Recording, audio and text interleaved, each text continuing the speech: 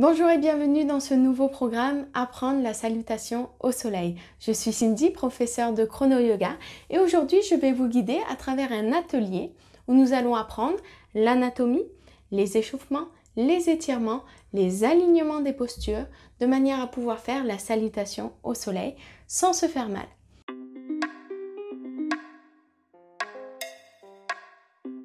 Je vais vous proposer plusieurs niveaux. Nous allons apprendre comment faire la salutation au soleil débutant, la salutation au soleil intermédiaire et la salutation au soleil avancée. Bien entendu, chacun pourra faire en fonction de son niveau.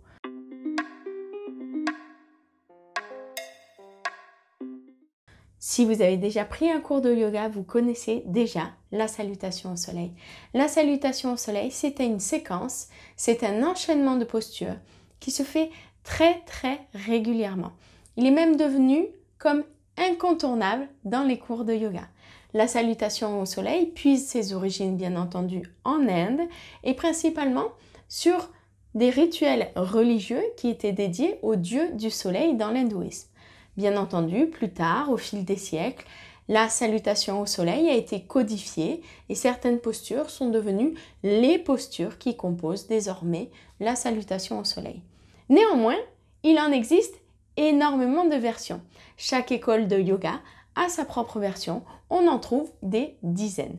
Celle que je vais vous apprendre compte parmi les plus communes, mais bien entendu, vous allez peut-être avoir de vos professeurs des indications un petit peu différentes que les miennes. Ne vous inquiétez pas. Personne n'a raison, personne n'a tort. Ce sont simplement différentes pratiques parmi les différentes écoles de yoga.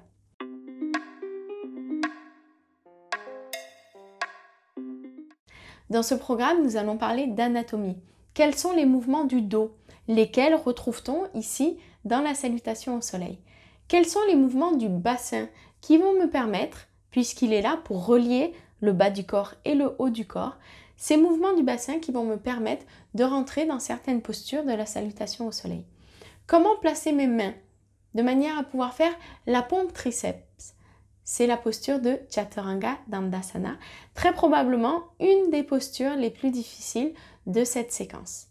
Nous allons également apprendre quelques exercices d'échauffement et d'étirement, pas très longs, que vous allez pouvoir faire juste avant de faire votre salutation au soleil.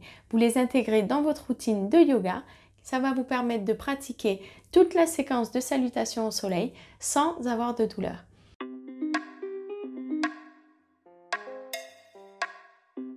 Et oui, en yoga, on peut aussi se faire mal. Et c'est l'un des problèmes principaux de cette salutation au soleil. Pourquoi? Parce qu'on la répète des dizaines de fois par cours et on les fait à chaque cours et on les fait chaque semaine, toutes les semaines, pendant des années de pratique. Si on l'apprend mal, si on le fait avec un mauvais alignement, si on le fait sans conscience de soi et de son corps, on peut créer des douleurs chroniques. C'est pourquoi il est très important d'avoir les bonnes bases dans ces différentes postures qui composent la salutation au soleil. Si vous avez déjà pris un cours de yoga débutant, vous avez peut-être déjà appris certaines de ces postures. Le mieux, et c'est ce que vous faites aujourd'hui, c'est de suivre un atelier complet qui va ne parler que de la salutation au soleil. Enfin, après avoir parlé d'anatomie, après avoir fait nos exercices d'échauffement, nous allons faire les postures de yoga de la salutation au soleil. Nous allons les décomposer et faire un tutoriel de chacune de ces postures dans ces versions débutantes et puis dans ces versions un petit peu plus avancées. Et enfin, nous allons pouvoir pratiquer ensemble les 3 salutations au soleil dont je vous ai parlé, la version débutante, la version intermédiaire et la version avancée. J'espère que ce programme vous plaît. Je vous retrouve dès maintenant sur le tapis. À tout de suite. Namasté.